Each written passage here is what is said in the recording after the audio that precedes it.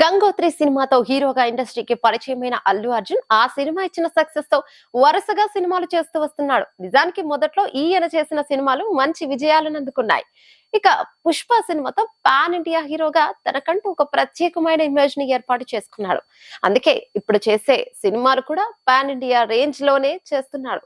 ఇక ఇప్పటికే సుకుమార్ తో పుష్ప 2 సినిమాని చేస్తున్న అల్లు అర్జున్ ఈ సినిమా షూటింగ్ చివరి దశకు రావడంతో నెక్స్ట్ త్రివిక్రమ్ సినిమాలో జాయిన్ అవ్వబోతున్నట్టుగా తెలుస్తోంది. ఇక ఈ సినిమా పూర్తి అయితే సందీప్ వంగ డైరెక్షన్ లో కూడా ఒక సినిమా చేయబోతున్నట్టుగా వార్తలైతే వస్తున్నాయి.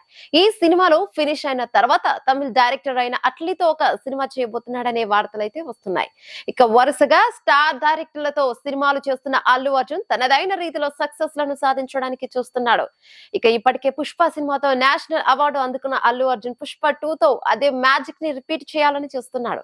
తనకంటూ ఒక ప్రత్యేకతను చాటుకోవడమే కాకుండా అవార్డ్స్ గెలుచుకునేలా నటించాలని కూడా చూస్తున్నాడు. ఇక అందులో భాగంగానే ఒక ఆర్ట్ ఫిల్మ్ కి కూడా తను సైన్ చేయబోతున్నట్టుగా తెలుస్తోంది.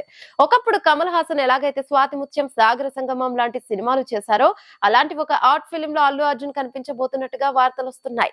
దీనికి తమిళ సినిమా ఇండస్ట్రీకి చెందిన వెట్రిమారన్ దర్శకుడిగా వ్యవహరించబోతున్నట్టుగా తెలుస్తోంది. అయితే ఈ సినిమా పట్టాలెక్కాలంటే మరో 3 సంవత్సరాలు ఈజీగా పడుతుంది. కాబట్టి ఈ లోపే కమర్షియల్ సినిమాలని కంప్లీట్ చేసుకొని ఆర్ట్ ఫిల్మ్ కోసం కొన్ని ఎక్కువ రోజులు కేటాయించాలని అల్లు అర్జున్ భావిస్తున్నట్టు తెలుస్తోంది. ఈ వీడియో మీకు నచ్చినట్టయితే లైక్ చేయండి, షేర్ చేయండి, కమెంట్ చేయండి, సబ్స్క్రైబ్ చేయండి.